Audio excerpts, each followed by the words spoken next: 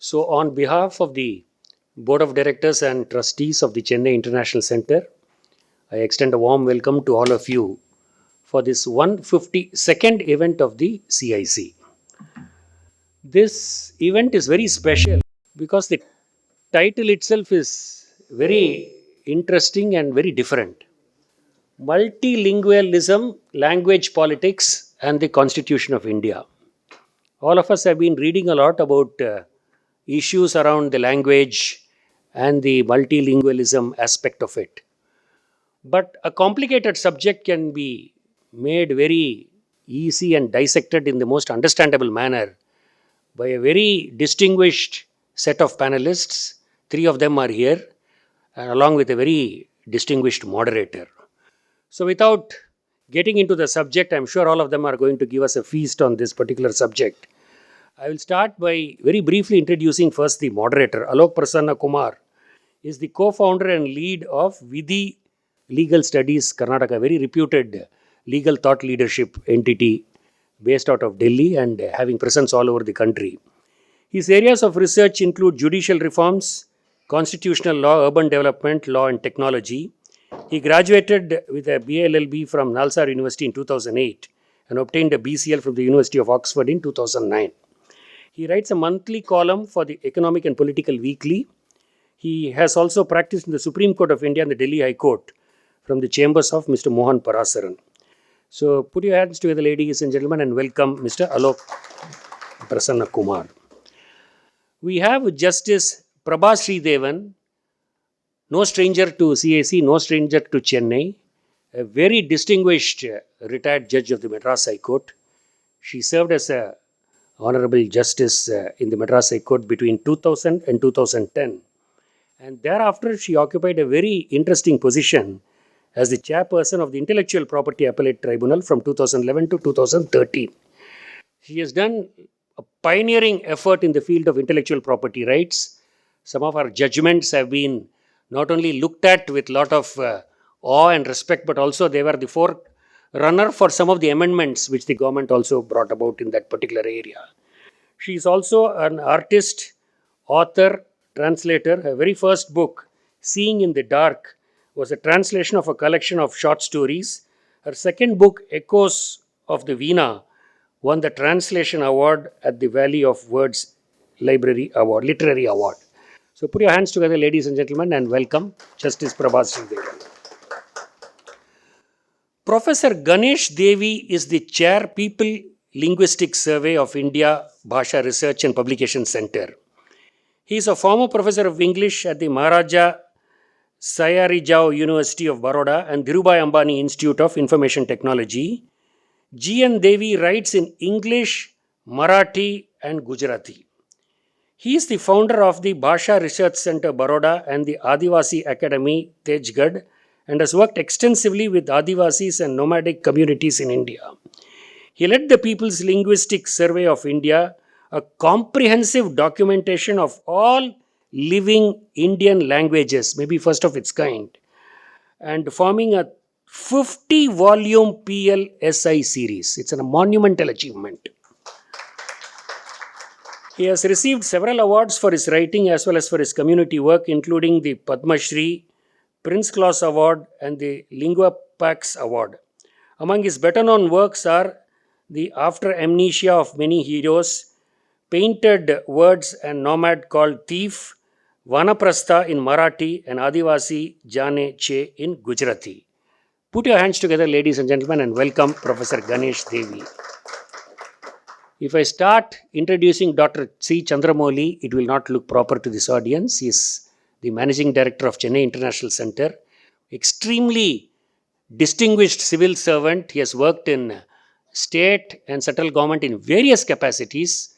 And of course, the various positions that he held are Secretary IT Tamil Nadu, Registrar General and Concerns Census Commissioner India, Additional Chief Secretary Commercial Taxes Tamil Nadu, Secretary DOPT Government of India. So put your hands together, ladies and gentlemen, and welcome Dr. Chandramouli. I now hand over the proceedings to the moderator, and I'm sure you'll have a very enjoyable session today evening. Thank you so much, Mr. Anand, for that generous introduction. Good evening, everyone. It gives me great pleasure to be here at the Chennai International Center, moderating what is a very eminent panel, and I'm sure we'll have a very interesting and enthralling discussion today. Let me set the context a little bit as to why we're having this discussion. We at the Vidhi Center for Legal Policy earlier this year came out with a position paper on the Constitution of India, which we like to call One Nation, Many Paths. We looked at 4 themes within the Constitution, namely federalism, liberty, secularism, and language, and how our Constitution creates a vision, or rather creates space for many different paths, many different ideas to coexist. And through this paper, we wanted to explore the different ideas about all of these issues that are present and where we see constitutionalism in India going forward. We have been conducting events across the country on secularism, on federalism. We will be conducting a few events on liberty. But we thought that Chennai is definitely the place to do an event on language. Because language is fundamentally tied to politics in India. It is not something that we can separate from this field. It has great linkage to, of course, the way in which our constitution was drafted. It has played a huge role in the history of post-independence India. We have had great debates about the place of language, official language, and so on. And what we hope to do with this discussion is to bring different perspectives on this topic for us to understand the true multilingual nature of this country. And without any further ado, let me, as we lawyers are trained, to start with the facts of the matter before we get to the law. So let me hand it over first to Mr. Chandramouli, who has served as the Registrar General of the Census in India, to talk a little bit about the rich cultural, or rather the rich history and diversity of languages in India. Thank you very much. It's really an honor to join the panel among such eminent people like Justice Prabha, Dr. Ganesh Devi, Alok. So you've seen me in a different role introducing the authors, and today is my turn to be a part of the discussion.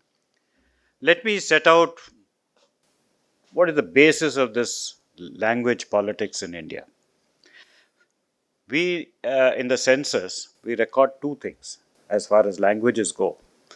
One is the mother tongue, and second is the other languages known. And from this comes out the various tables on the bilingualism, trilingualism, how many people speak how many languages, etc.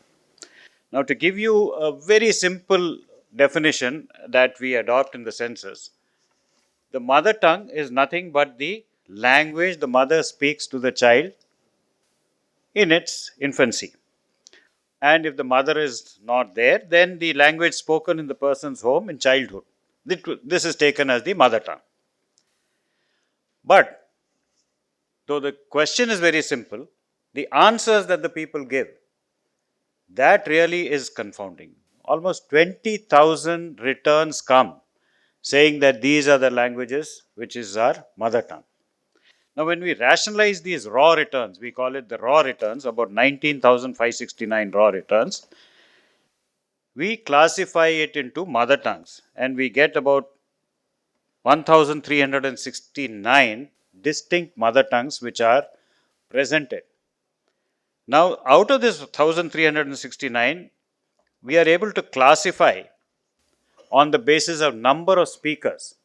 At least 10,000 people have to speak the language before we publish detailed statistics on that language. So we narrow it down to just 121 mother tongues on which we present detailed statistics. Now, out of this, 22 languages are called scheduled languages because they are listed in the 8th schedule of the Constitution of India, and the remaining 99 are non-scheduled languages.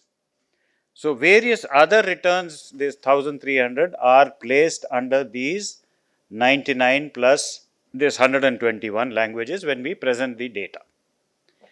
There are still about 1,474 returns which are unclassified, and we are not able to assign a label to this. So, this is the kind of complex scenario of languages in the country. So, it's not so simple when we say that, this. Now, let me talk about the 8th schedule. 8th schedule originally had only 14 languages. and these were Assamese, Bengali, Gujarati, Hindi, Kannada, Kashmiri, Malayalam, Marathi, Oriya, Punjabi, Sanskrit, Tamil, Telugu, and Urdu. These were the 14 languages, and subsequently we had Sindhi, Konkani, Manipuri, Nepali, Santali, Bodo, Dogri, and Maithili added, so that we have now 22 languages in the 8th schedule. If you see the returns and the number of people who are returned under these scheduled languages, they constitute almost 97% of the languages returned. That is, the scheduled languages, 22 scheduled languages, returned 97% of the languages.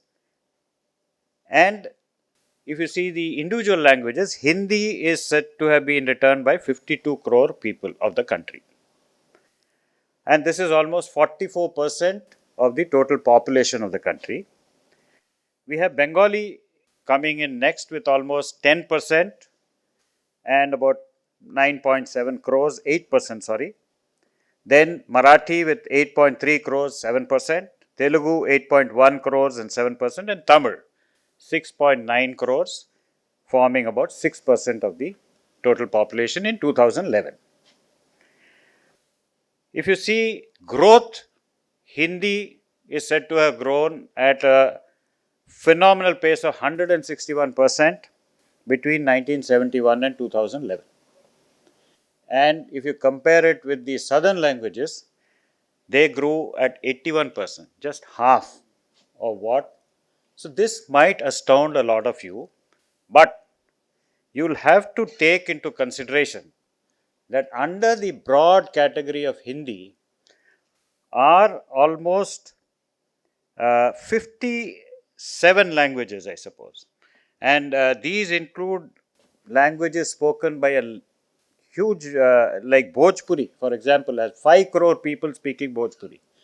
It is classified under Hindi. Rajasthani is a language which has about 2.5 crore people. That is also clubbed under Hindi. Chhattisgarhi, 1.6 crores. Magadhi, 1.3 crores.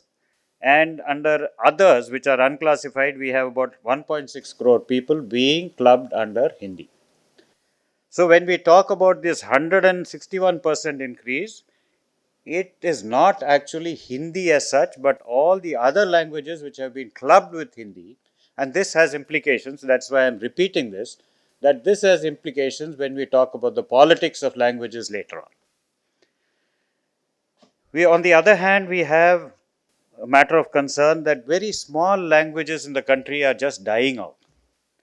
Languages like Sema and Phom in Nagaland, Monpa in Arunachal Pradesh, Jatapu in Odisha, Laholi in Himachal Pradesh, and Bhumij is just declining, and soon we might not see these languages in the country, which means people are still speaking probably the language, but they would return it as one of the more popular languages in the country, and that is where Dr. Devi's work of preserving the linguistics of these languages becomes extremely important.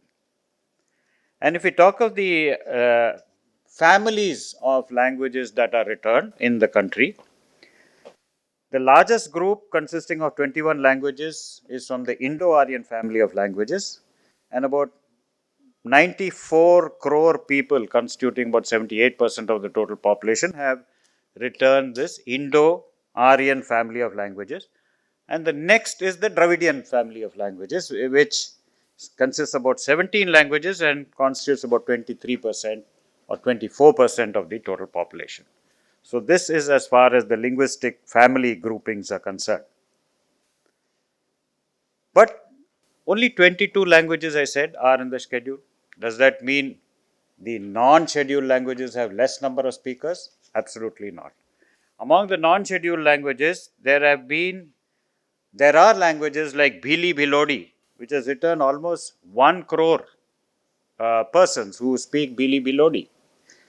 We have Gondi, which is spoken by almost 30 lakh people. Khandesi, about 19 lakh people. Tulu, about 18.5 lakh people. And so many other languages which are not in the 8th schedule, but have a substantial number of speakers, far more than those returned by some of the languages in the 8th schedule, and that is where the politics of it starts. You see, there are demands by these languages which are outside the 8th schedule to be included in the 8th schedule. Almost 372 at last count languages have claimed that they should be included in the 8th schedule. Now, these include diverse languages, which some of them even form part of the overall Hindi, like Angika, Banjara, Bajika, Bhojpuri, Bhoti, Bhotia, Chhattisgarhi, Dhatki, Dogri, Garhwali, Gondi. So there are a number of almost 372, as I said, languages which are claiming for a place in the 8th schedule. Now, rationale given behind these demands: one is that the languages should have access to the benefits which accrue from the inclusion in the 8th schedule. In addition, these are emotional and psychological factors behind such demands which are linked to the psyche of the concerned linguistic groups. Non-inclusion of the languages in the 8th schedule is being viewed as amounting to non-recognition of the linguistic groups. Thus, in the case of some languages, the demand is highly emotive. Now, let's look at the constitutional provisions as far as languages are concerned. There are three major articles. Article 343, which states that the official language of the Union shall be Hindi in Devanagari script.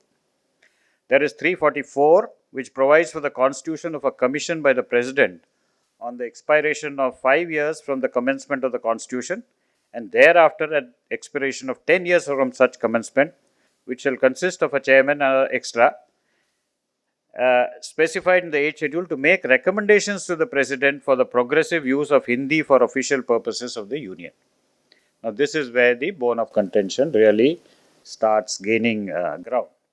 And then there is Article 351, that it shall be the duty of the Union to promote and spread of Hindi language and to secure its enrichment by assimilating without interfering with its expressions used in Hindustani and in the other languages of India, specified in the 8th schedule, and by drawing for its vocabularies primarily on Sanskrit and secondly on other languages. So, these are the three main constitutional provisions. In addition, there is an official language resolution of 1968 adopted by the Parliament, and this resolution states that compulsory knowledge of Hindi or English shall be required at the stage of selection of candidates for recruitment to the Union services or posts, and B, that all the languages included in the 8th schedule and English shall be permitted as alternative media for the All India and Higher Central Services examinations after ascertaining the views of the Union Public Service Commission. So, this is where the entire politics of the issue really rests. The Constitution talks of an 8th schedule and also talks of promotion of Hindi. So, whether all languages included in the schedule have equal status, or does Hindi have a primacy? Now, this is the question which is being debated in political and legal circles. Now, there are, as is evident from the above, there is an inherent contradiction in the constitutional provisions. On the one hand, an attempt to recognize certain languages by giving them constitutional status. On the other hand, there is a compulsion to promote and give primacy to Hindi. A solution to the problem probably lies in finding a way to harmoniously resolve this contradiction. Now, how did these languages originally get included in the 8th schedule is a question which is being asked. So, Ministry of Home Affairs, which is in charge of languages, is on record that there are no references to any criteria on the basis of which 18 languages were included in the 8th schedule. The ministry presumes that those languages might have been included as the languages spoken by the majority of the people of different regions, areas which existed at that time, unquote. Now, to resolve this issue, they appointed two committees. One was the Pahwa Committee in 1996, and later on the Sita Kant Mahapatra Committee, which is often referred to.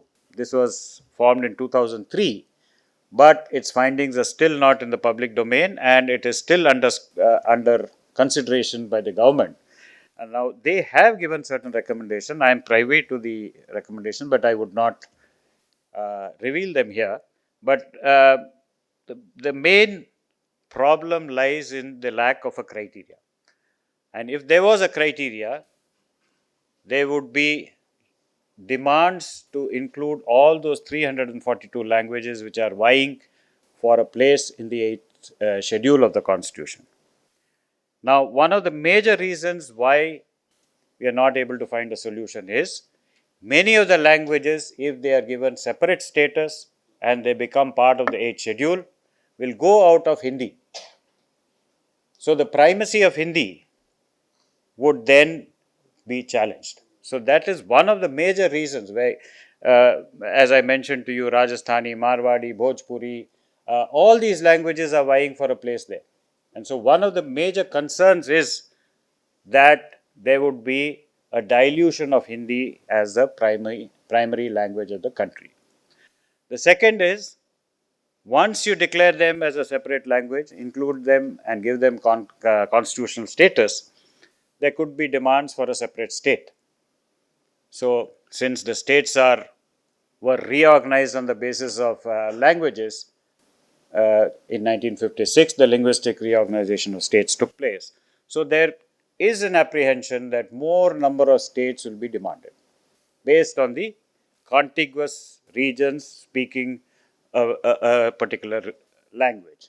So, these are the two probably the reasons which is stopping any attempts to add more languages to the 8th schedule. However, doesn't mean that it has been frozen.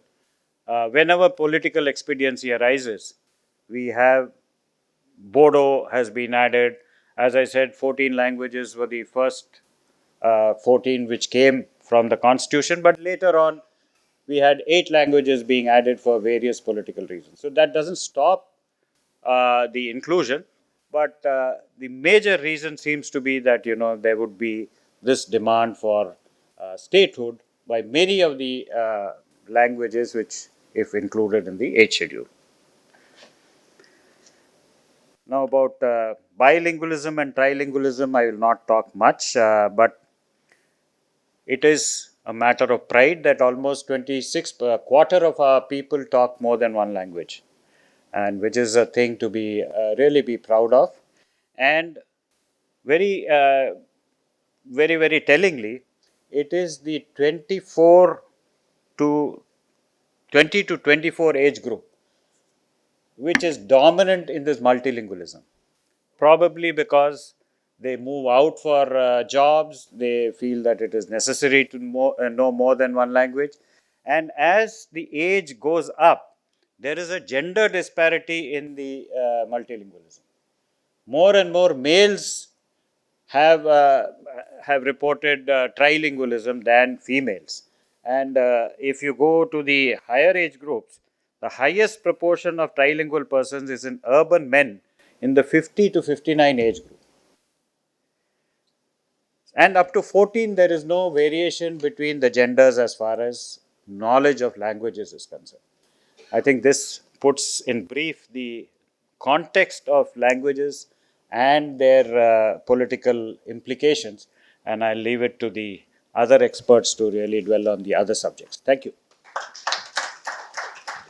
Thank you, Mr. Chandramoli. I think you have very clearly, broadly laid out the contours.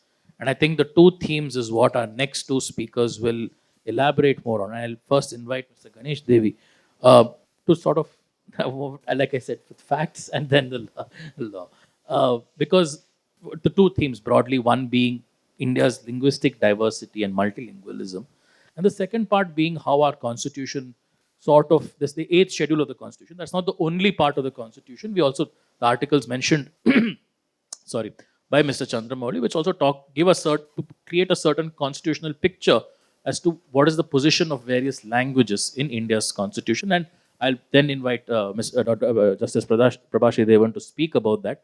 But first, maybe Mr. Ganesh Devi, you could give us a broad overview of what this linguistic diversity looks like. I mean, some of us may have heard this popular phrase that language is a dialect with a gunboat. But, and as you gently corrected me, that there is an actual solid academic definition to what separates a language and a dialect. Perhaps we could drill down a little bit more and go into what does India's linguistic diversity look like? what is it across the nation? How diverse are we really? And where do we find the most linguistic diversity? Grateful, you ask me. Ladies and gentlemen, in the subcontinent where we are, humans have existed for a very long time. And I want to speak about how the language diversity came up in this subcontinent.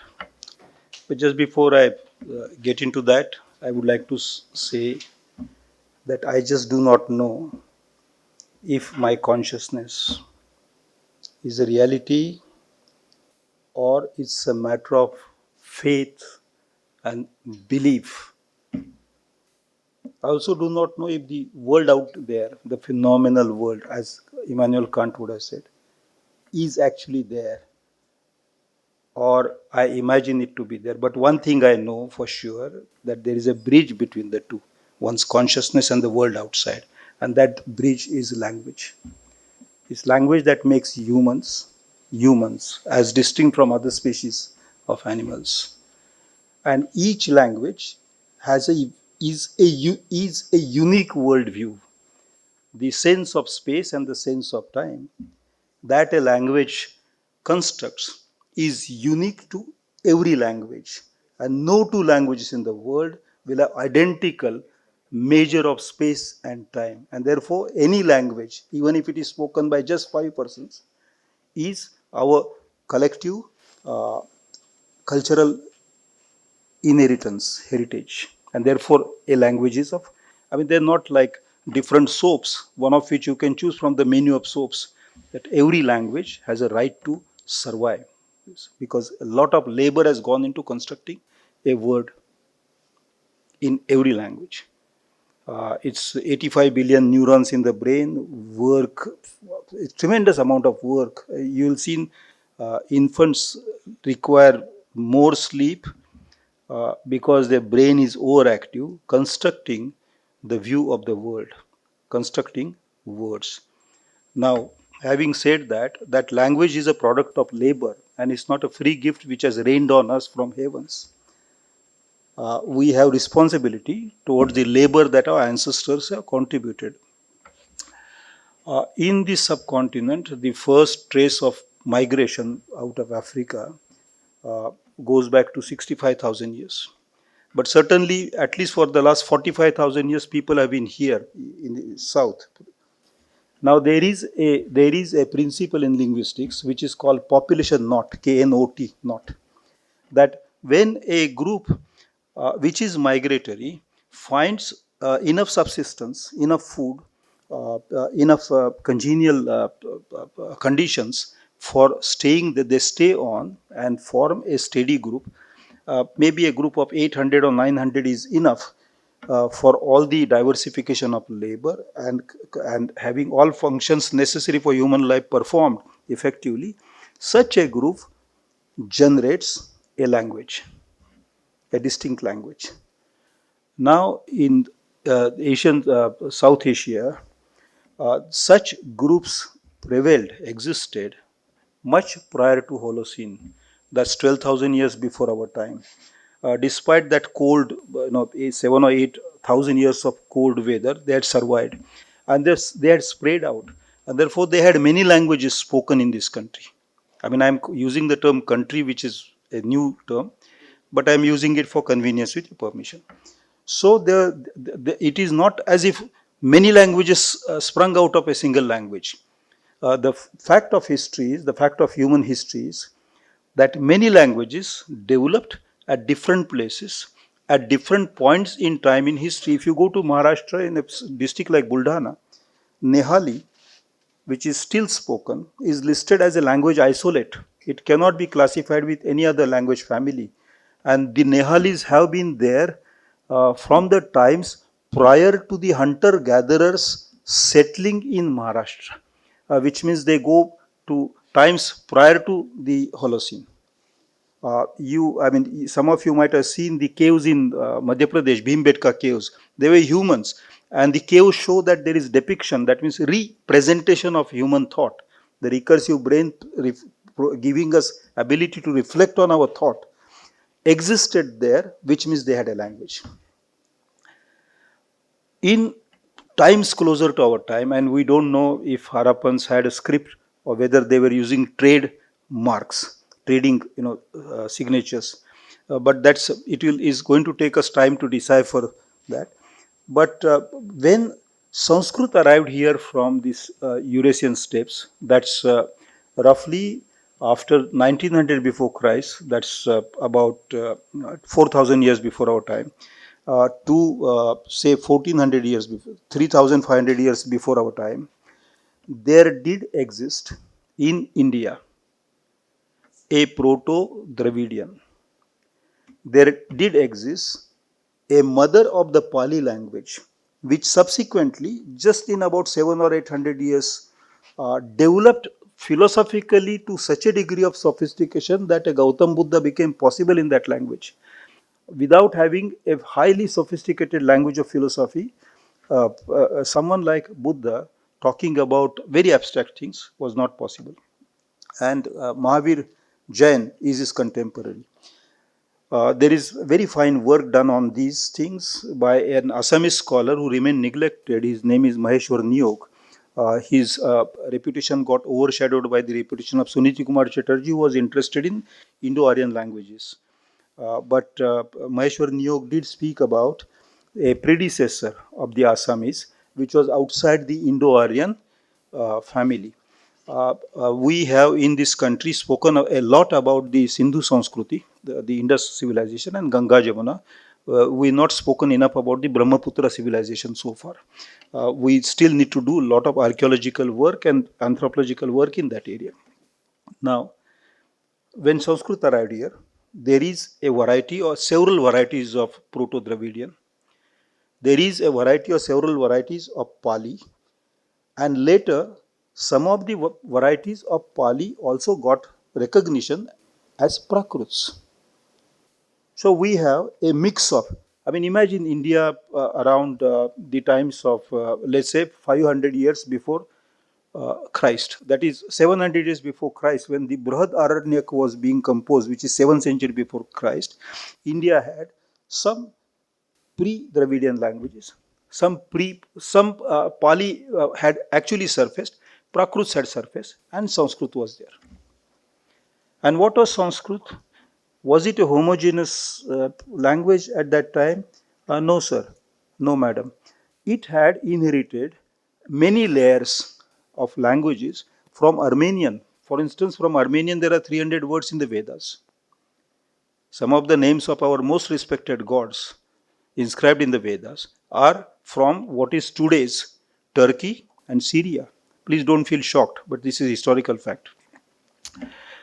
When we come closer to our times and go to Panini's times, which is 4th century before Christ, Panini had to prepare a system of grammar which described many languages. Panini did not write grammar of a language. Panini wrote how to design grammar for any language. That is, it was grammar for many languages. And in the Ashtadhyayi, he makes it very, very clear. In fact, he mocks at the language spoken by the Brahminical class in that book, saying that what is Upadishta is only what the Shishtas said. And who are the Shishtas? Shishtas are the ones who speak Upadishta. That is, you go around in circle, there is absolutely no distinction. Come down closer to, 2 centuries beyond Panini, that is 2nd century before Christ, when the Mahabharata, the second version of the Mahabharata was being written. In the Adiparva of Mahabharata, the story about when the Mahabharata was first recited.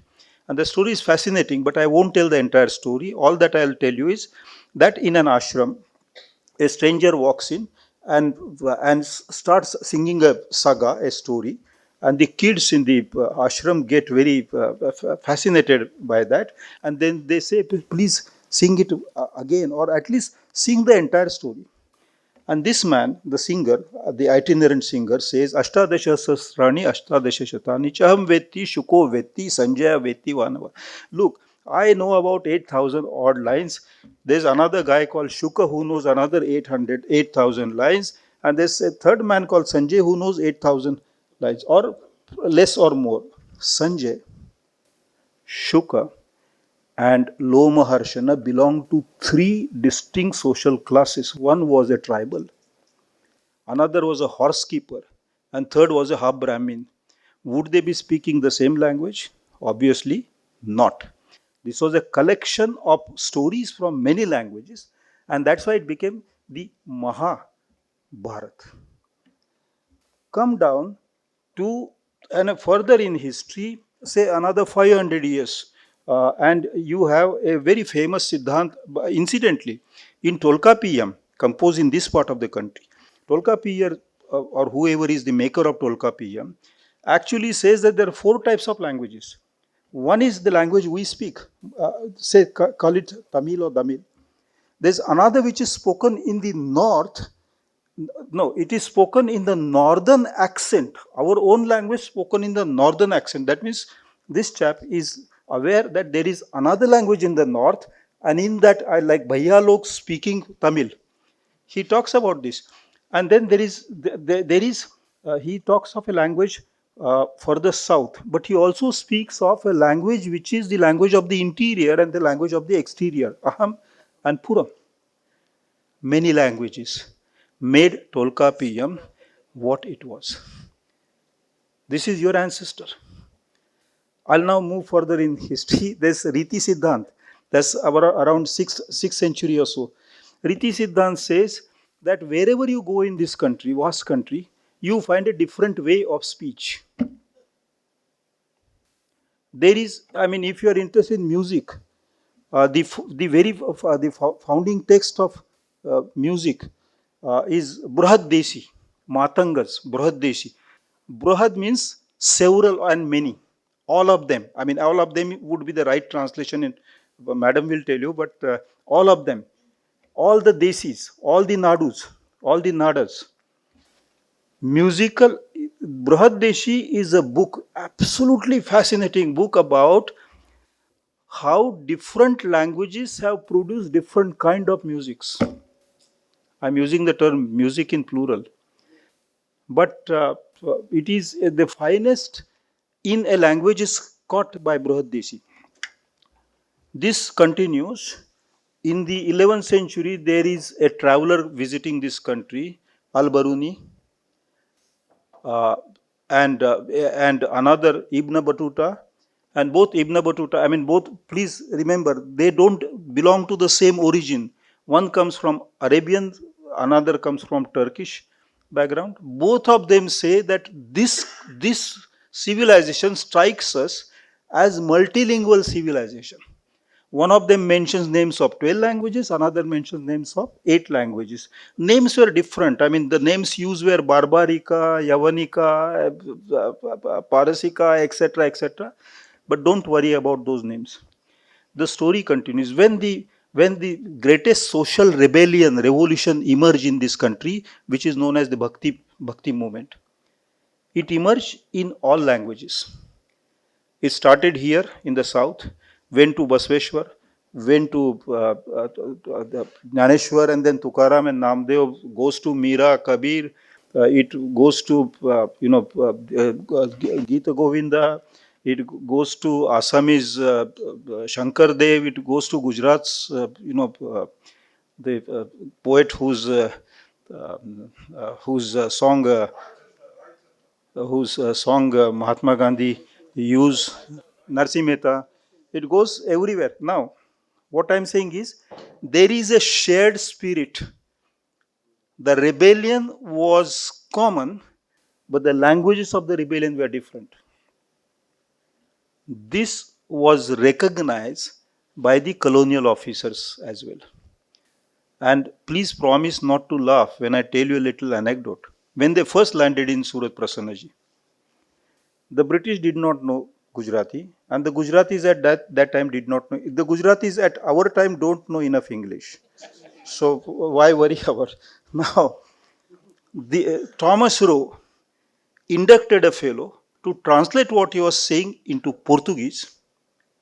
The Portuguese had to induct a fellow who would translate from Portuguese to Armenian.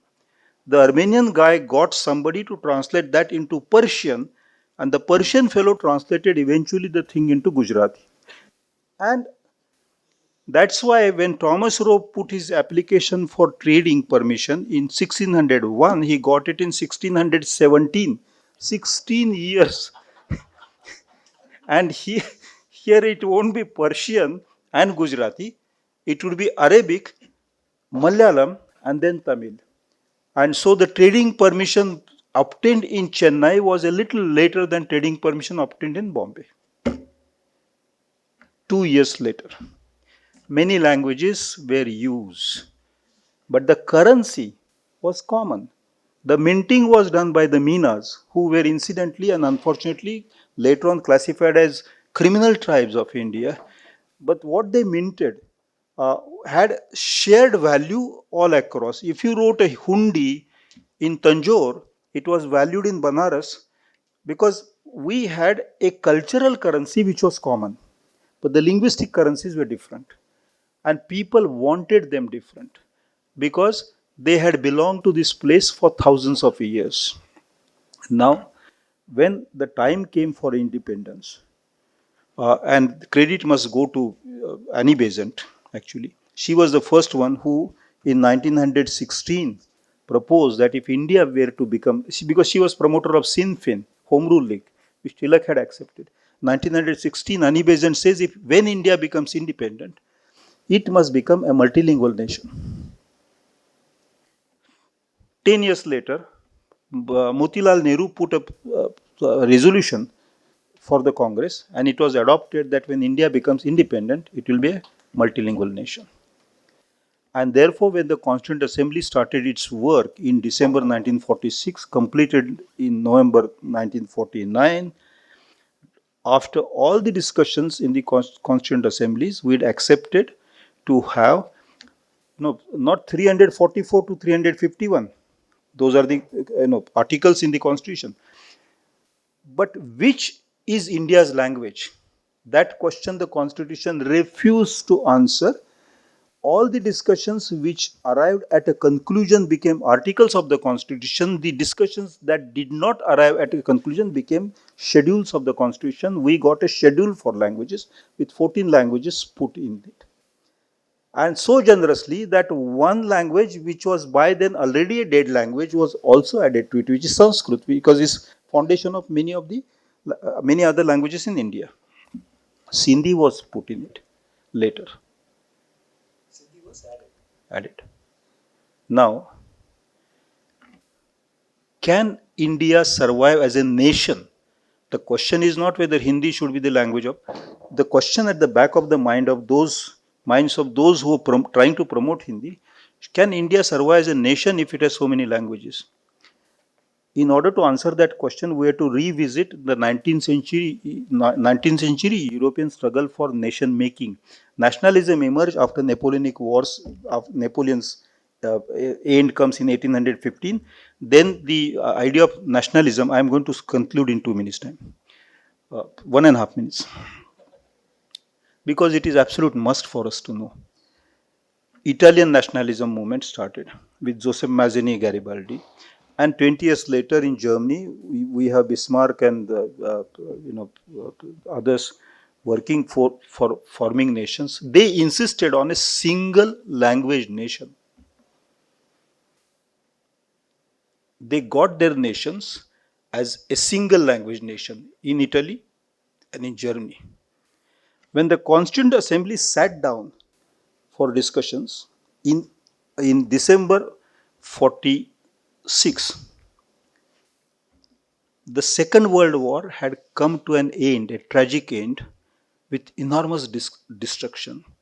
And it was known to the people of the world that it is these two nations, Italy and Germany, that headed towards fascism. Single language nationalism leads a nation towards fascistic tendency, whereas multilingual nations remain democratic. And therefore, in the wisdom of those people, great people, hats off to them, Constituent Assembly said, you shall be a multilingual nation. Every state governor has the right to decide which languages will be the languages of the state. Apart from those 22 languages in the 8th schedule, If you add up languages declared as state languages by all the states, Jharkhand has declared 14 languages as the languages of the state. We have something like 36 or 37 languages which are languages of the states.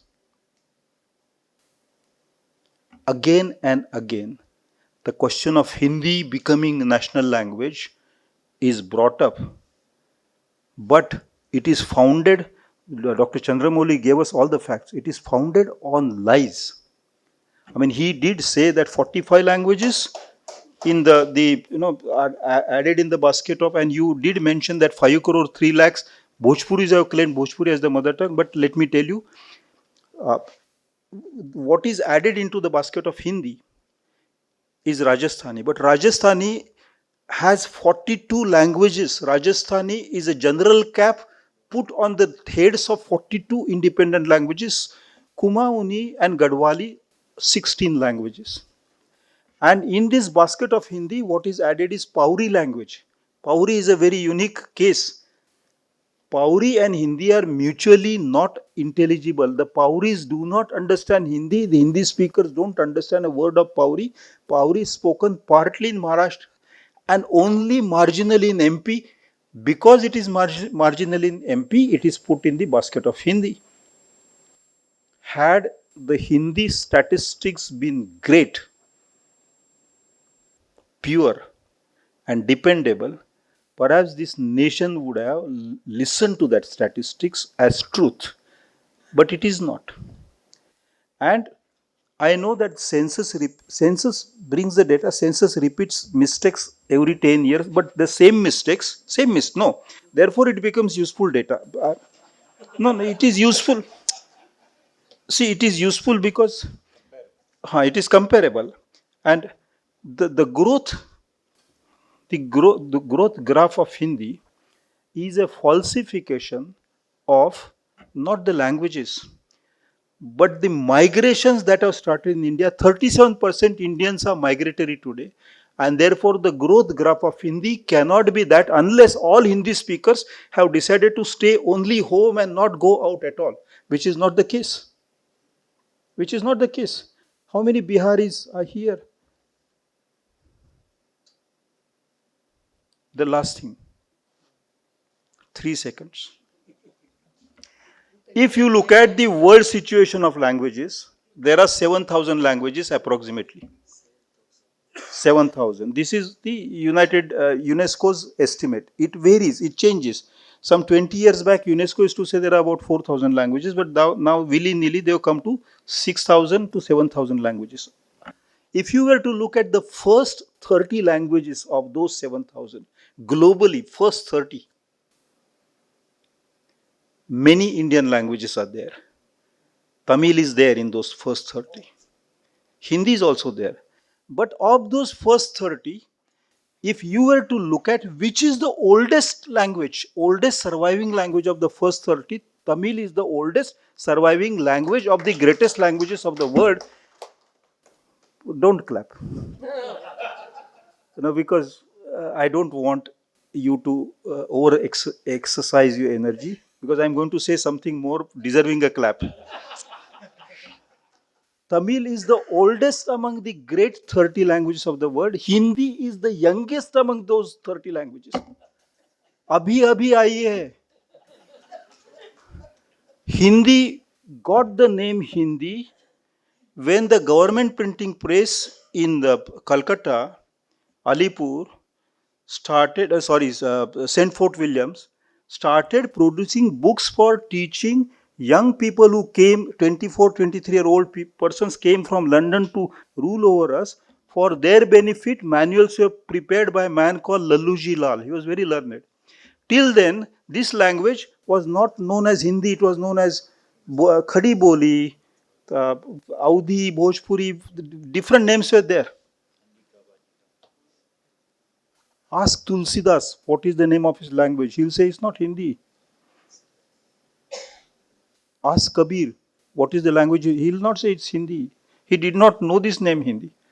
Hindi is a name invented in the early 19th century for the convenience of administrators. Now it is these administrators who are going to impose Hindi on all of us, including Tamil language, which is the oldest surviving language in the great 30 languages of the world. Not acceptable, non-negotiable. Absolutely no, and no again, sir. Thank you. This is where the politics is.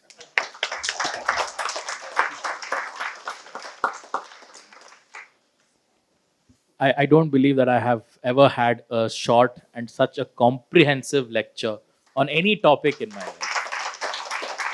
I think every statement that you said so was a revelation to me, very honestly. And it may be because I'm much younger and perhaps less well knowledge, but I think I can speak for the audience in general.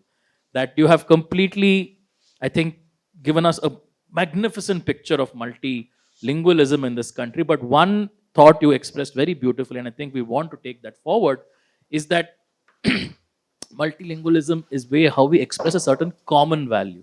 And I think that common value, perhaps, that common set of values, and you use that very well in the Bhakti movement example, was these were people across the country who use different languages to express that common value.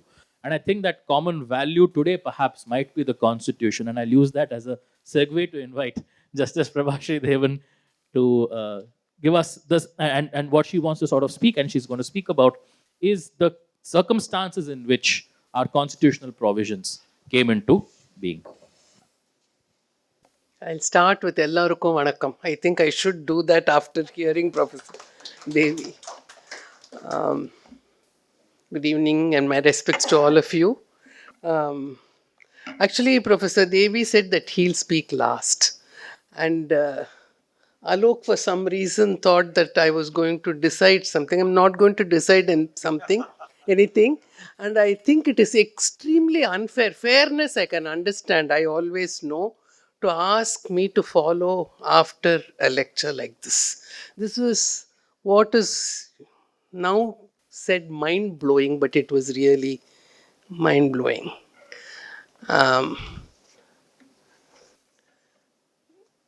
When our constitution makers debated on language, that was the one that with great trepidation and nervousness and caution they debated.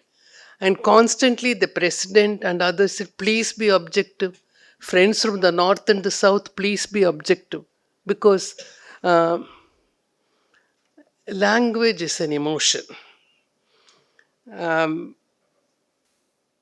will share a quotation by Justice Claire Leroux-Dubé, one of the icons of equality of the Supreme Court of Canada. She says, I quote, "Language is more than a form of communication. It is an embodiment of the norms, attitudes, and culture that are expressed through that language."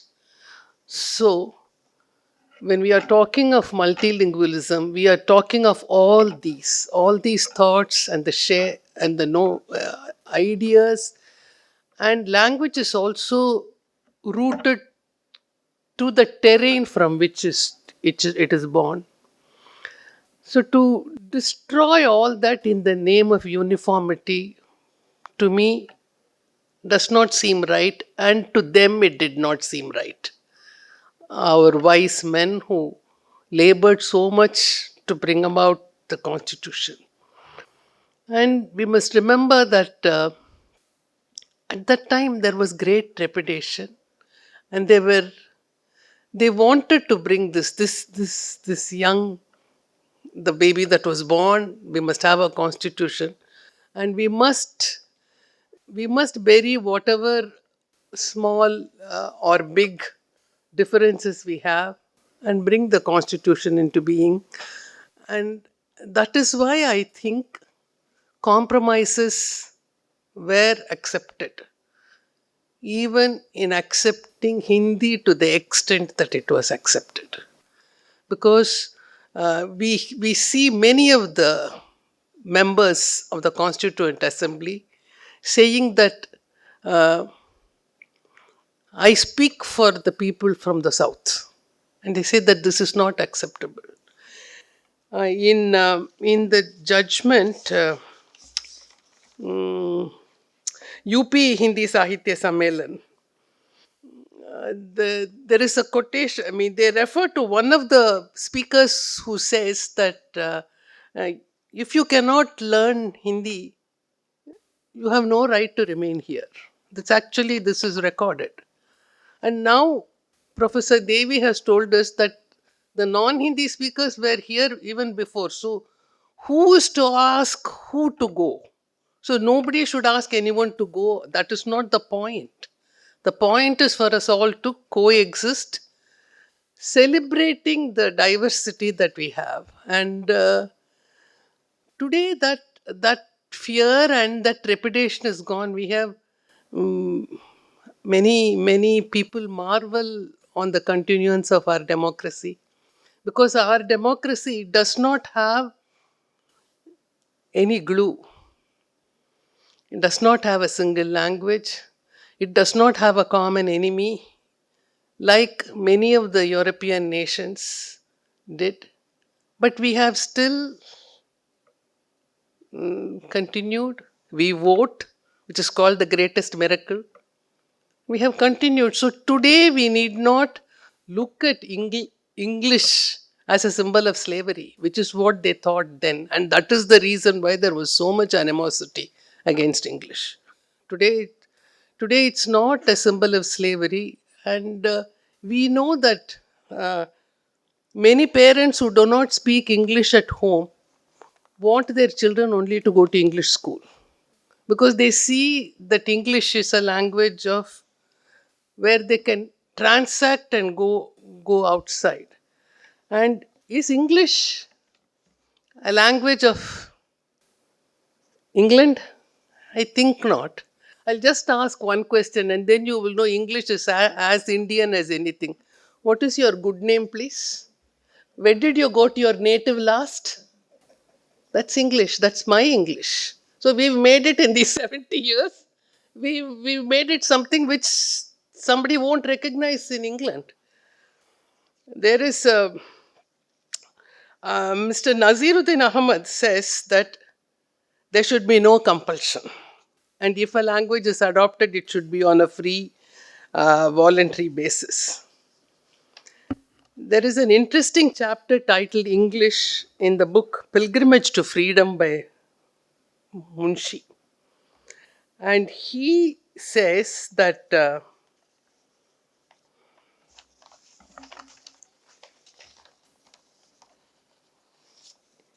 English is no longer the language of one, but the instrument of one world. And we have made English ours. And he also says linguism. Linguism is, I think he uses it in the as a term of domination, a political domination. That's how he uses it.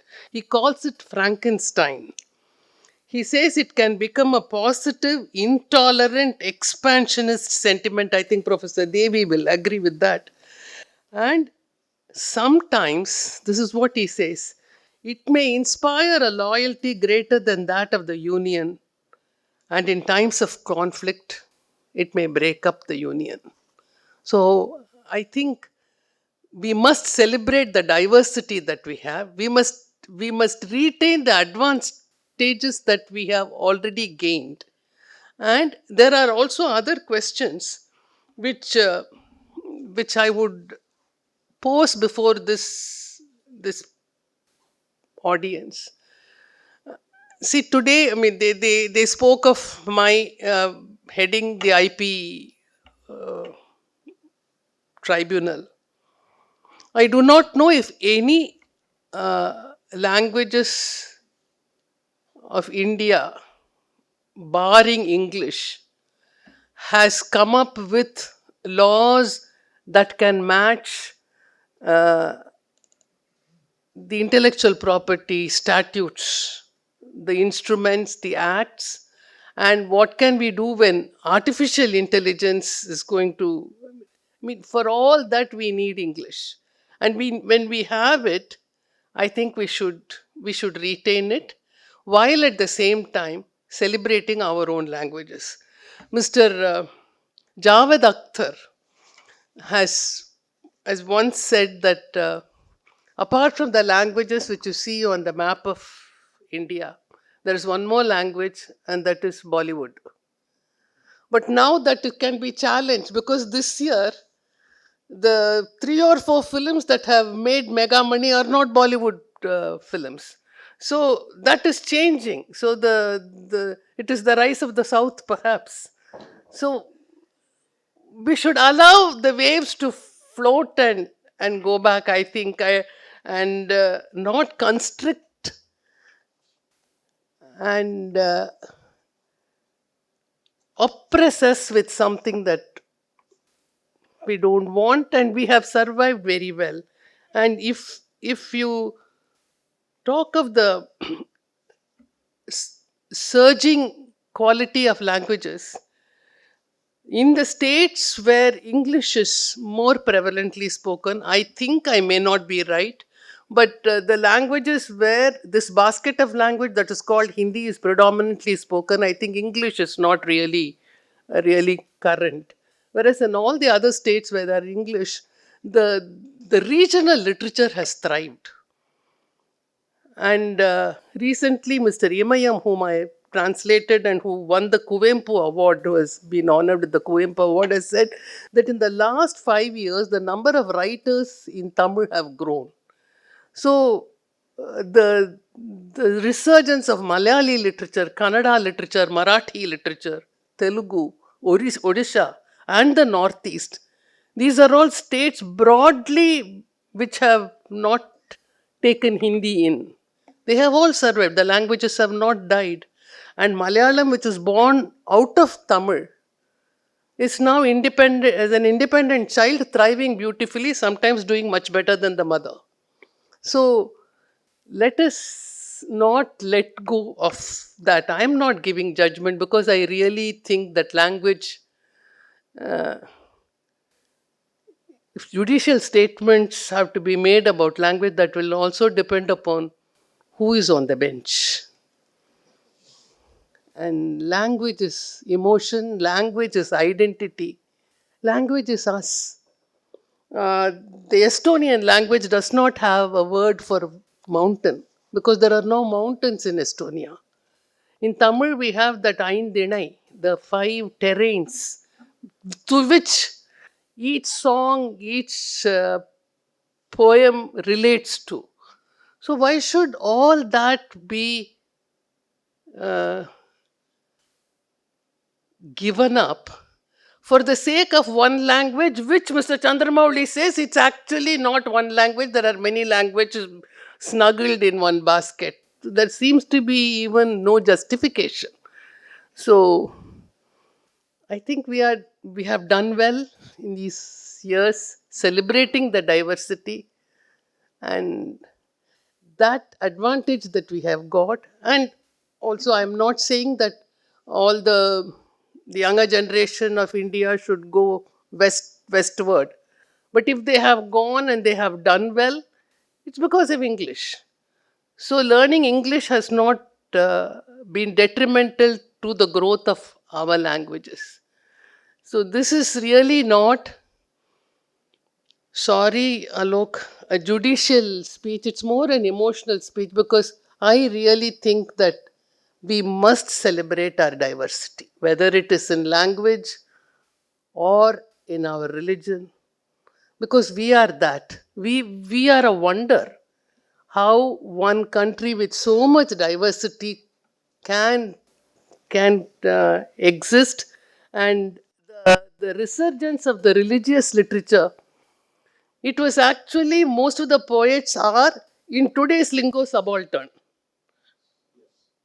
So that's such a mind-boggling contradiction in terms, because when you think of religion, you don't think of the other term, and when you think of subaltern, you don't think of religion. But that happened in our own country, in various parts of the world simultaneously. And how did it happen? So there is this spirit that is driving us, and I think we should not lose it. And I'm very, very glad that Vidhi chose Chennai for this discussion, because every time there has been a protest and political statement against imposition of Hindi. It has started from here.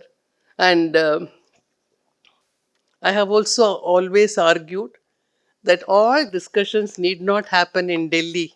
They can happen elsewhere, south of the Vindhyas. So thank you very much for having this excellent discussion south of the Vindhyas.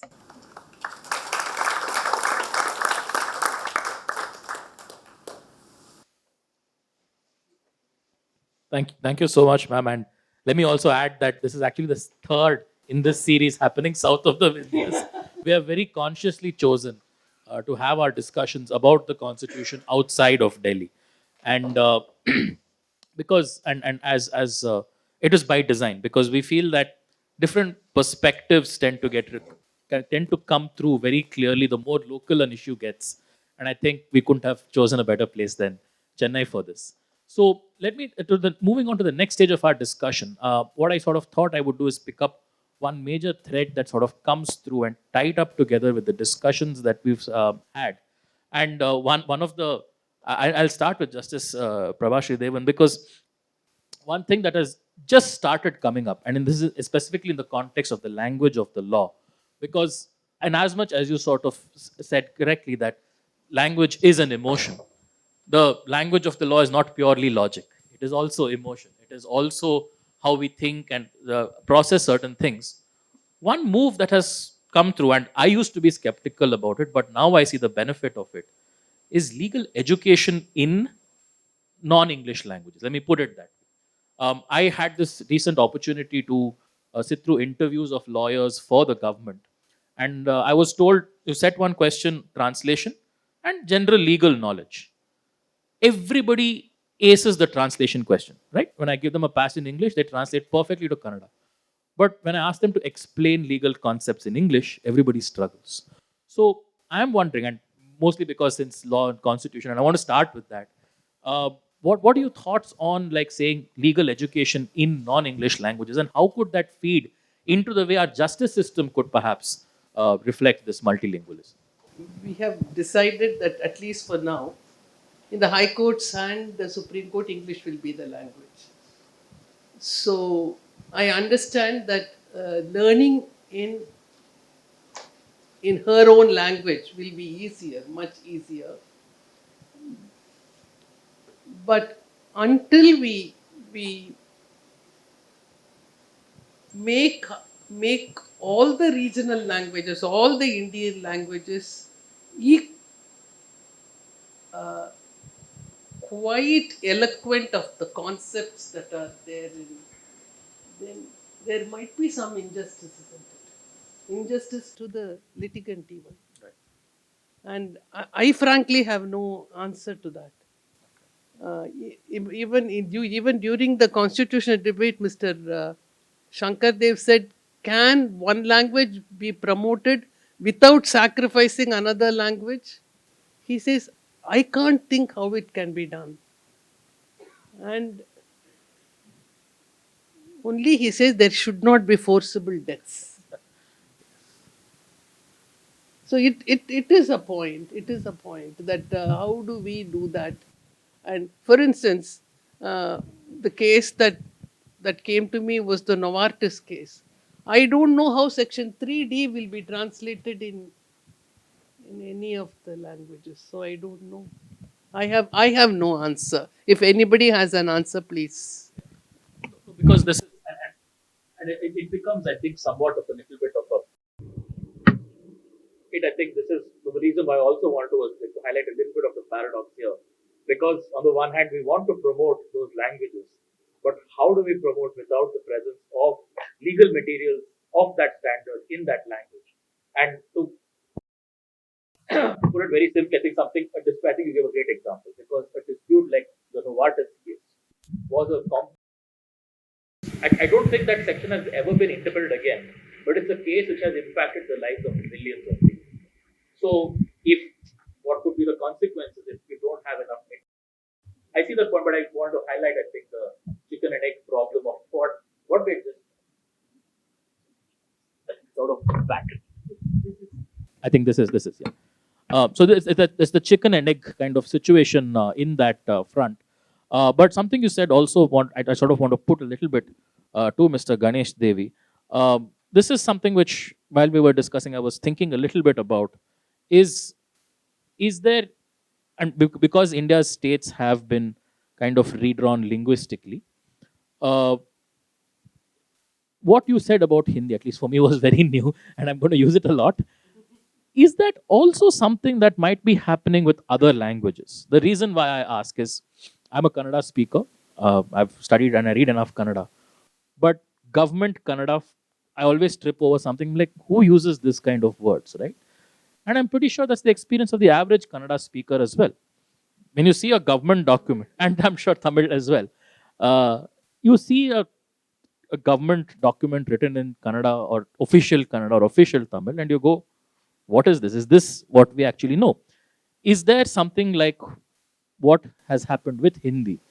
Also, the risk of happening to some of the more widely spoken Indian languages, which are also official languages in some senses. Professor Devi will give the really erudite answer. Ah. I'll give a Ah.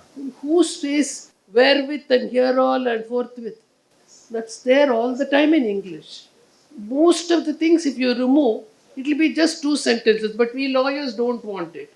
We want it, yeah. Thank you.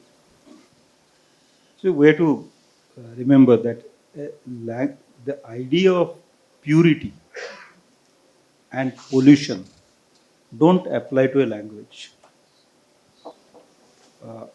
Language is not like an organic system, like your body or my body, or the body of a buffalo or an elephant or chicken. They don't take birth, grow, and die. They are symbolic social systems of symbols arbitrarily chosen by a society. So long as the society agrees on having those symbols, they work. Otherwise, they drop off. Now, before asking the question as to if certain legal terms, such as caveat, for example, I mean, I'm using a very common word. Would there be a word for it in Telugu, in Kannada, in Bangla, in Marathi? The question to be asked is, do we have a term in Bangla, Marathi, Telugu, and Tamil for Atma? We don't have. We have accepted those words from Sanskrit. Similarly, when see what the English law system from 1763 till now brings to us is a different understanding of contract between citizens and the state. That kind of understanding of the contract between citizens and state did not exist in the previous times, and therefore the terminology for that understanding will necessarily come from English. Knowing that a language is not either pure or impure, there is absolutely no harm accepting English terms, legal terms, into our languages as our terms, just as we did when the gunpowder came. Tof is Arabic. All our armament terms came from Arabic. Killa. I mean, is there Shivaji built so many killas in Maharashtra, but he never built a single word to call a killa by some other word. So probably that is the term used in Kannada also, because that is Arabic term. So we use for spiritual purposes some Sanskrit terms. Fine, they are not Tamil terms or Pali or Prakrit terms. We use accepted some terms for describing warfare from Arabic. We have from Persian, we have accepted so many terms we even do not remember how many. Now one last example and I stop. There is a thing in grammar called intimate personal pronoun. Intimate personal pronoun does not have gender or number. That means it is neither plural nor singular. It's neither male nor female. For instance, when in English one uses a sentence like, one does not know if the census of 21 will take place at all. Do you know? So that, yes. So that one, who is this one? Is it a lady or a gentleman? one or many. The Hindi personal, the best, most frequently used Hindi intimate personal pronoun is अरे. अरे क्या बात है? अरे कहाँ निकले? This अरे is of Tamil origin. It went from Tamil 4,500 years back all the way to Iran. There it became Arya. From there it went to Sanskrit. It became Arya. Bho Arya means hey you, Bho Arya. Now in Hindi, Are idhar aao, Are chai leke aao. That is, it is a, now. Does Hindi grumble about choosing an intimate personal pronoun from Dravid? No. Why should we? Why should we? We should not. For the English language, how many Latin terms it picked up for the purpose of religion? I mean, proctor, chancellor, what is this? Your neighborhood people who follow. Yes, natural lives. Natural lives. So, from Latin it picked up so many terms. From French it picked up so many terms. We have in Marathi a word called rafu. I don't know if you, rafu is patch, darning actually. It's French term, but the Marathi villagers are using it for my shirt is torn. इतना रफू करके दे दो Taylor के पास जाते. It's a French word. How to, potato. It's a Portuguese word. We're using it, but does it soil our? Does it make our potatoes impure? No. So let the Portuguese word prevail. Thank you. Absolutely. Thank you, sir. And I think this is something to use a song. Yeah, a song which I think has become very popular is from the Kannada film KGF, where the hero is referred to as a sultana. Right? Not the grape, the sultan. But in Kannada also, this is a song which organically uses an Arabic origin word, sultan, to mean a strong and brave and heroic man. And it's probably perhaps the basis for why KGF has gone on to become popular nationwide. I know it is uncivilized to interrupt, but Dr. Chandramouli said language is a subject with the Home Ministry. The name of the Home Minister is Persian. Does it make him impure, more impure than he is? No, absolutely not. Absolutely not. And I think we'll have very little time, but I think we'll take a couple of questions from the audience. So we'll start with you, sir. If somebody could pass around the mic, thank you. I would request you to please keep the questions short so that we can. My objection is to language being made compulsory. I think language would be like the air we breathe. It would not be an emotive issue if there was no compulsion of any sort of oppression or control. So all these statistics also, I think, helping to bring some sort of control. We are from a place in Gujarat called Kutch. The language we are supposed to speak is Kutchi. It doesn't have a script. Now, I struggled with Hindi all my life. I got fed up. In PUC, I took German. I got fed up. And in my degree, I took Sanskrit. There was a reason for that. I could pass by writing the answers in English. 50% of the paper was in English. Now, when my daughter got admission in school, the government of Tamil Nadu at that time had said, either you learn in your mother tongue or in Tamil. So I wrote there, or whatever, Kutchi, and mother tongue I wrote English. So there was a big hue and cry, how can that be possible? So I said, speak to the child and see. So I just think when any sort of compulsion is brought, all the powers that be should first check with the poor child. The child is not defended anywhere. The child is put through 2 and 3 languages. Don't you think they have a right to be heard? Even in America, the abortion debate, they say, my body, my right. What about that poor child who's being murdered? Thank you. Thank you. I will take one. Yeah. There was a question, I think. Yeah. Hi. Thank you. Thank you so much for your talk, Justice Professor. I just had a very short question, sort of similar to the question, is that in the new education policy, they're talking about educating students in the regional language alongside other languages like Hindi, English, and so on. I just wanted your thoughts on that particular part of the policy. Yeah. And I Thank you. think we'll take one more question very quickly.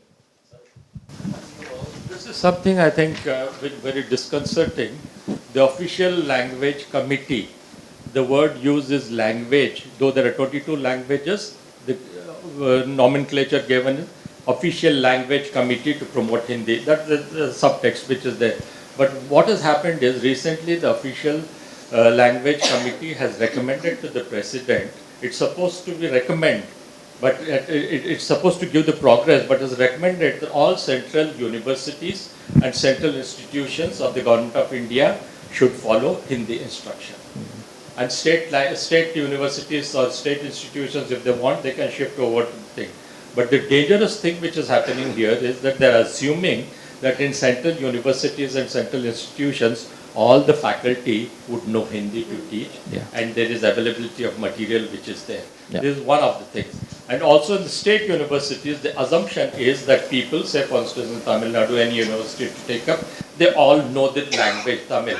For instance, go to Madras University or any university for that matter, there are people from all kinds of backgrounds and all kinds of linguistic things they come from. Yeah. So this is something I think is very disconcerting, which is not being debated, but the recommendations came in the first week of October from this committee. Yeah. And starting with the singular word being used for language rather than 632 official languages, plus promoting this. And it's a very dangerous thing because at some point they would say that English is completely eliminated and therefore some language has to be used between the states, and that will be a fertile ground for them to go in for. Yeah.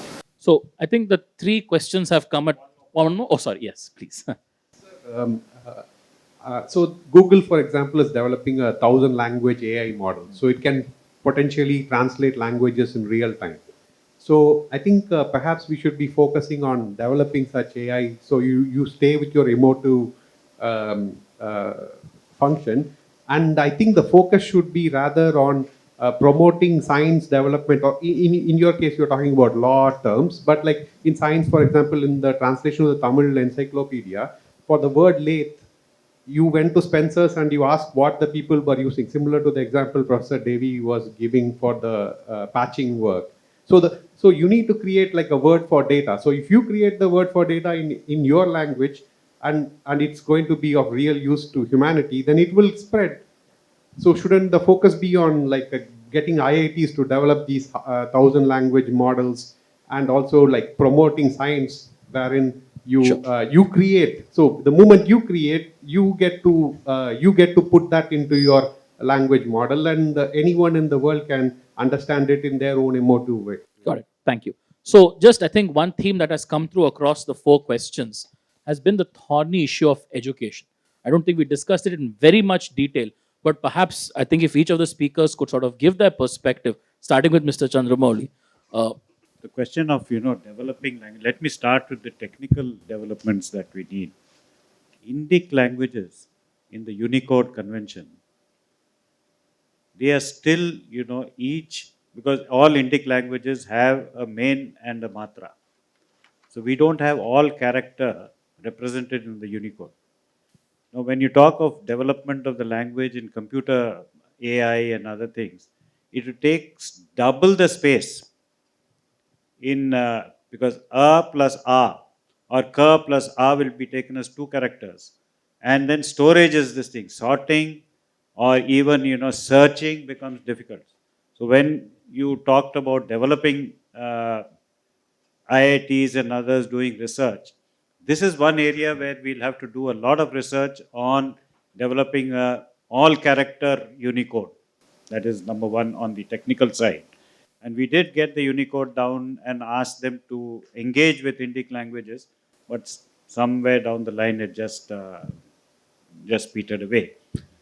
The other question on the education policy, yes, this question is also one of the major reasons why more languages are not being added to the schedule, because there is not enough publication, there is not learning and teaching in those languages, and this has been a major hindrance to adding, this is one of the recommendations of one of these committees, and it is not implementable because most of these languages fail on the ground that is it taught in a university? Or is there enough textbooks in that language? Are there enough publications in that language? So we fail to add literature and then use it as an argument of not adding that language to the schedule. So I'm very much for developing content in the local language. And this is the main reason why even penetration of the computers and other modern technology into the rural areas, one of the major reasons is that we do not have content in the local languages. So I think I definitely am for developing more of content in the Indian languages, and that would promote, education in those languages and adoption of that language, not only for technical but non-technical areas. Yeah, education in our own language, I think, is it's not it's non-negotiable. We have to do it, but we have. I mean, I repeat what Mr. Chandramouli says: the language must be armed to take the challenge and to not do injustice to the children. They should not suffer in any way by opting to study in this, not even opting. They probably know only that language, and they must their education and what they have learned must be on par with anything else that is available. I'm not saying English; it could be any language, European languages, which are. Because I think just before, because this reminded me of a line from the film Newton, where one of the characters is a teacher who's been coopted into the election process, and he asks, "What do you do?" He says, "I teach." So, what do you teach? He says, "I'm supposed to teach in Hindi, but all the children only understand Hindi." And she's a Adivasi herself, and she says, "I try to make sense of it, but I really don't know how much they understand." So something like this, it's not just about English, right? The point about English is taken, but even the fact that we create this artificial category of Hindi and we teach in Hindi because that at least sounds like their mother tongue, but for the children it's not. It's completely alien to them. So we'll end, I think, this session with Mr. Ganesh Devi on this particular point. That's a very ambivalent sentence. When you say we'll end this session with Mr. Ganesh Devi, does it imply we'll end Ganesh Devi or okay? Thank you. I mean, several questions have come up, and it's difficult to respond to all the questions at length. But to begin with, the language committee is born out of that footnote, famous footnote to the 8th schedule. The 8th schedule, there's a footnote that there shall be a language committee. So it's constitutionally, it is there, and there the term language is not about the number of languages, but about the theme of language. Therefore, we have to rest content with that. As far as the question of official data, so with due apologies to you, in 1865 or 66, the first attempt, and then 1871, Lord Mayo time, we got the first census.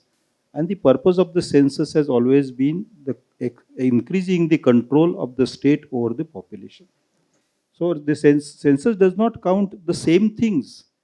From initially, they had counted how many cows people. Am I? It's so then they moved to cycles, scooters, cars. Now I think because last several decades, the census data is of a certain kind, is unparalleled in the world, Indian census. And it's amazing how they do it. But different ministries decided to have their own independent data mining, and the rural development ministry had superior data as far as their issues were concerned. So the purpose of the census is to keep us terrified. And I mean, that is how the British thought about it. And probably in the futures, we will have to think of some other way of doing it. That's as far as the mother tongue education is concerned. This is एक सवाल मैं करूं, एक सवाल तुम करो, ऐसे हिंदी गाना है. When was it that humans thought of setting up schools to teach language? See, there is a very famous psychologist, Melanie Klein. It's actually 100 years from the time she proposed a theory. Between the age of 4th month to the 8th month of a child, the child understands the difference between the two breasts of the mother. And the child decides that one is good and the other is not so good. This is the origin of the idea of I and the non-I. Not this I, me, my, and not me. Me and not me. Similarly, between the age of 8th month to the 18th month, and Jacques Lacan has done a wonderful work, theoretical work on this. The child grasps enough of language to understand how science can be interpreted. Science can be interpreted fully.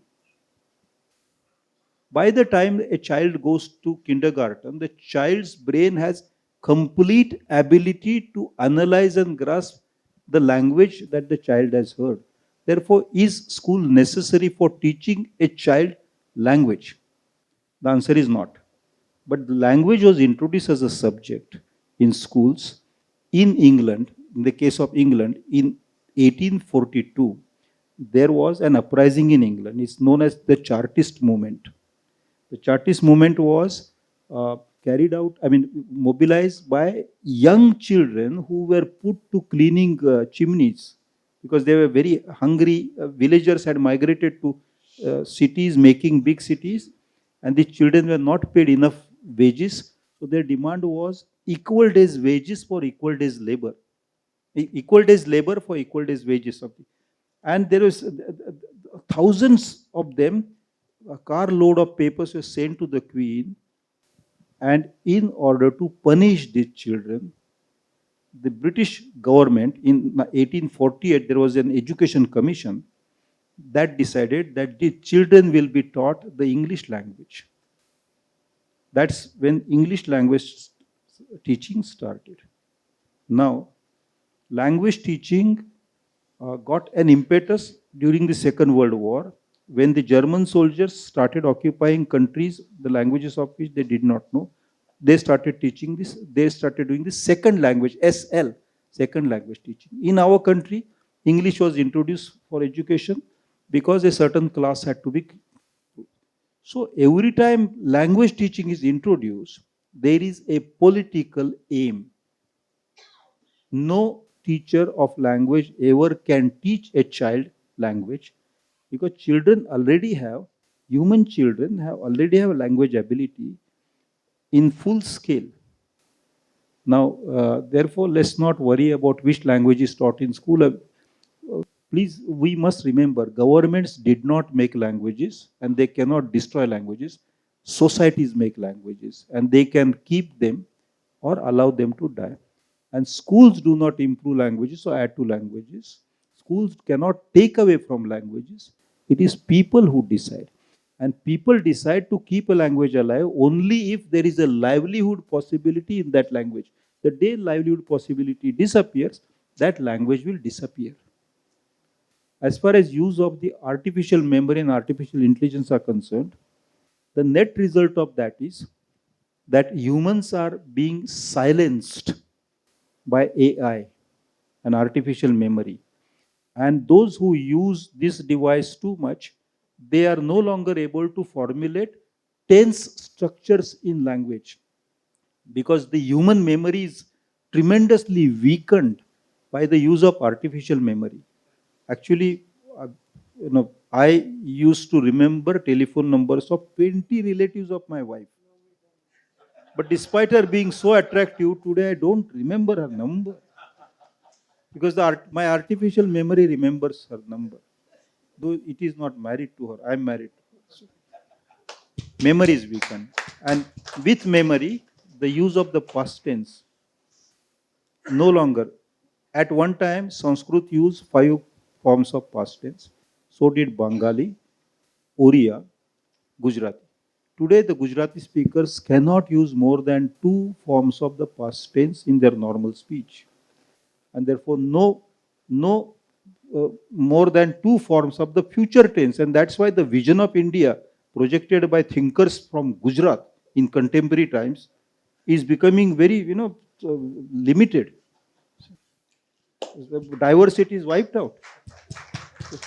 Artificial memory developed by by people, big corporate, has contributed to that lack of vision in Gujarat today. Though અને કચ્છીમાં હું વાત કરું એવું લાગે છે. Yes, yes, so but Kutchi has suffered injustice because Kutch as a region is closer to Sindh and Rajasthan and not close to Gujarat at all, but is artificially wedded to Gujarat. And Kutchi's claim for getting recognition has always been ignored by people in Gujarat. Because the Gujarat situation is very strange. On eastern side of Gujarat, there is a tribal belt with 90 lakh tribals. They have their languages. On the northern side, there's Kutch. So if they take Kutch out and the tribals out, no Gujarat will remain there. Therefore, they are trying to keep both of them under one arm and under another arm. And every time leaders go there, they wear those different headgears to look like Kutchis or Adivasis. Thank you. Thank you so much, sir, and thank you all for being part of this discussion. Before we part, we have a small token of our appreciation for our speakers. This is actually a briefing book which we just released yesterday, and it contains our ideas, and I request my colleague Keshav to please give this to each of our. एक second मैं कुछ भूल गया था, if you don't mind. Mayo introduced the first census. One Indian was extremely angry with him for that. His name was Sher Ali Afradi. He was from Pakhtuni, and he expressed his anger. So he was sent to Andaman. In February 1872, Mayo was visiting Andaman, and Sher Ali Afradi actually used a knife and killed him, murdered him. I had forgotten this story. I thought I would share. This is a historical fact, record. It's 150 years that happened. May I request Keshav, my colleague, to please give our guests the token of our appreciation.